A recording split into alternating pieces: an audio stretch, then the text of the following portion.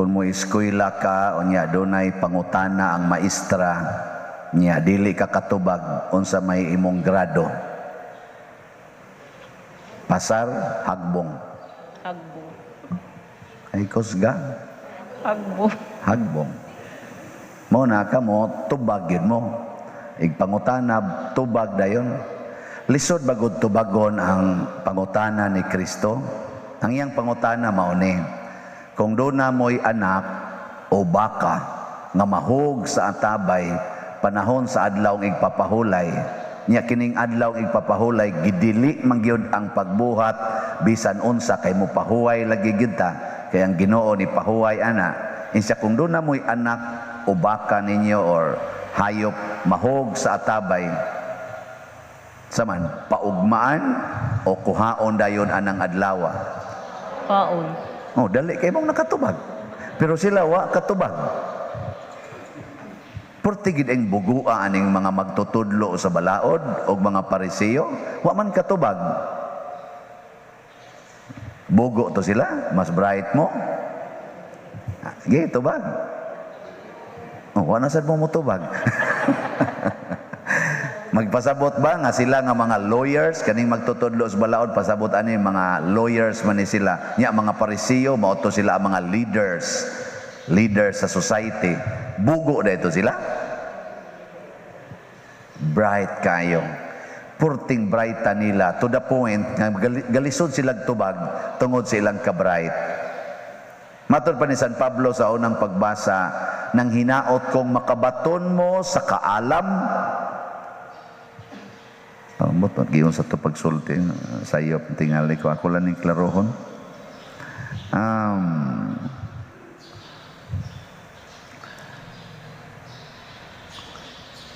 Wa na hinoon ko diri. Nawa na noon ko magtua ang akong pagampo alang kaninyo mao nga magtubo unta ang inyong gugma kahibalo. Unsa man ning kahibalo? Knowledge ug kaalam. Unsa man ang kaalam? Wisdom. Bright ninyo eh. Bright lagi mo kaysa mga Pariseo. Magtubo unta ang inyong gugma, kaalam, kahibalo ug kaalam sa paghukom aron makapili mo unsay maayong buhaton. Sila ang mga Pariseo ug ang mga kaniniang katong mga magtutudlo sa balaod ning tubo ug maayo ang ilang kaalam ang ilang kahibalo kay gi-memorize gud nila ang kaniniang hapit gud gi-memorize nila ang itawag lag Torah. Kana bang 5 books man siguro na naa sa Bible? Genesis, ang sa tanan sunod na Deuteronomy, Numbers, Leviticus, Exodus, mo ni niya. Ila ginang gi-memorize. Ngano man kay maunay ilang pagpalambo sa ilang kaalam. Pareha gud ang mga lawyers, mutik na sila bar, memorizon gid nila hapit ang tanan nga coverage. Dagko kay mga libro mao sana sa mga medical courses. Kami sang mga pari halatuon gid ana mga theological, philosophical, mga dogma simbahan aron gyud mulambo ang kahibalo. Nya exam dayon, nya pasar dayon. Ana summa cum laude pa. Summa cum laude, magna cum laude, pakpakan des mga taob, sabungan deg medalya pag matuod nga kamao na gyud ka. Pero ang lisod palambuon kaning gugma o kaalam. Ngano man ang gugma, unsa may makapalambo sa gugma? Libro? Gugma ba? Unsa ang pagpalambo? Magsikag basa? Unsa ang pagpalambo ang gugma? Oy, di na magsilbi bisag hotdon pa na nimog basa tibok Bible, hotdon pa na nimog basa tanang libro diha, mga love story o sa mga novels pa na diha unsa na imong mga pabasahon, psychological, di mulambo ang gugma. Ang gugma mulambo diha sa paggamit niini diha sa paghigugma sa imong isig katao.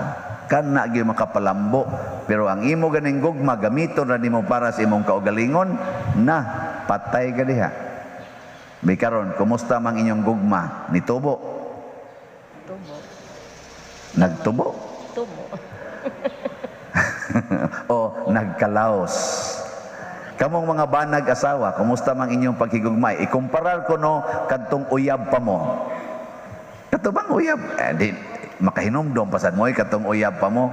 Huna-huna ako no unsa man imong bation katong uyab pa mo. Nya karon nga pila na mo katuig kami nyoon.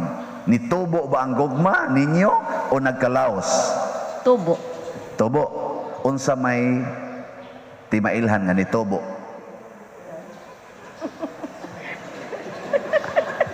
Sige. Oy, kasagaran nangamatay. Na diha sa atong kuan sa kanang sulat ni San Pablo ngadto sa taga Corinto, 1 Corinthians chapter 13. 1 Corinthians chapter 13. Naa diha ang gi-explain ni San Pablo what is love. Ang gugma mapailobon. Di ba? Love is patient. Love is kind. Love is forgiving. Love is, ang sa patong uban diha. Basta mo na siya. Kana palang daang, love is patient. Love is kind. Unsa man ka kapasensyosa or pasensyoso katong uyab pa mo, karon mitubo ba ang imong patient?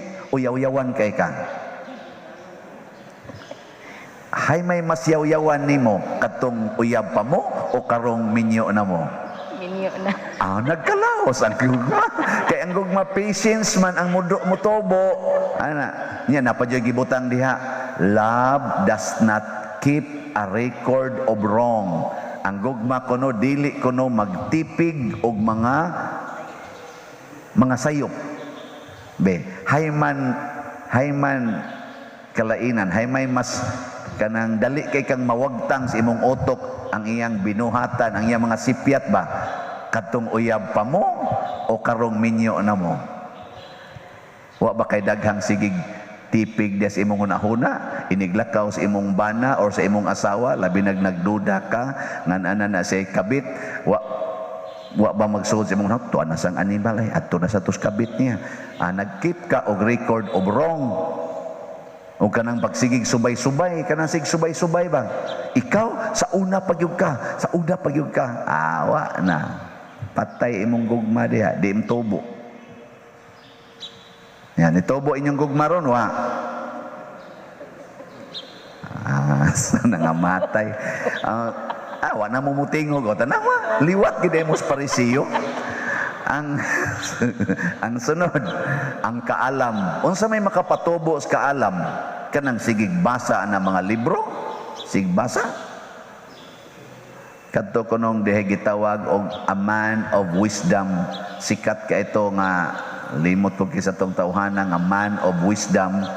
Niya daghan kay mga learned people nga na interested kay grabe magid siya mutabi. Hapit man tanan mahibaw-an niya. Niya nindot sa gayo. Moto ang mga scholars ni adtos iyang balay. Kay gusto silang mutan-aw unsang mga libruha ang iyang gibasa aron ilas ang sundon, ilas ang basahon aron mahimo sad silang man of wisdom. Sus pag-adto nila, pag-atubang didto, tan-aw nila wa magi libro bisan usas balay. Wa gyud. Nga gipangutanan nila, unsa mang libroha imong gibasa? Siya, wa man ko'y gibasa. Siya niya nga nung may man kay kang mo istorya, may man kay daghan man kayo nga mga butang imong gisgutan, nga galisod may pagsabot, galisod may pagtugkad, pero ikaw yano ra man kayo, ngano mang ingon ana man ka? Motong naingon siya, kini manggong kaalam, di man gud ni gikan nato, gikan man ni sa tinuod nga kaalam. Kalimti usa nang imong kahibalo aron mahimo kang maalamon. Empty your knowledge and you will be filled with wisdom. Na ato mga benefactors din ay kana mga donors nato, mga online parishioners, atong nung silang hi. Wa gid ta magkita ana. Pero daghan kay nila nga nagsigig ingon, Father, mahunong laning COVID, makauli kog Pinas, anhaon ta gyud ka kay magkita gyud ta. Nako, ako sad excited sa kong magkita ta. Labi na igtan-aw nako medyo gwapa-gwapa. Nako, sige kita kita. Joke ha, oy mga online parishioners, joke lang na, pero tinod-on pwede pod. Kanang ganahan ta magkita, oy. Kanang tao nga nagsigig hatag nimong pabor, di ka ganahan magkita mo? Di mo ganahan? Ganahan. Onya, nganong mahadlok mo kang mamatay? Because you lack wisdom. Knowledge ray imo. Ang tinuod nga wisdom naa sa Ginoo. Ug ang iyang giingon, ayaw mong kabalaka, ang tanang nagtuo kanako dili mamatay. Ug bisan pag mamatay, mabanhaw. Ug ang buhi nga nagtuo kanako dili na gyud mamatay. That is wisdom. Di na matugkad og libro-libro. Bisan si St. Thomas Aquinas, iyan ang gisuwayag tugkad. Gisunog niya ang iyang libro pagkakita niya sa tinuod yung presensya sa Ginoo, kay wa gid siya katugkad. That is beyond knowledge. Nya si San Pablo, bisag gibilanggo siya, nagpasalamat sa Ginoo. Sudang gana, nabilanggo siya, giskidula na kanus apatyon, nagsigig pasalamat sa Ginoo. Wisdom ang iyang gigamit, dili lang knowledge. Ana ha? Sige, katong na ay wisdom, manindog ta.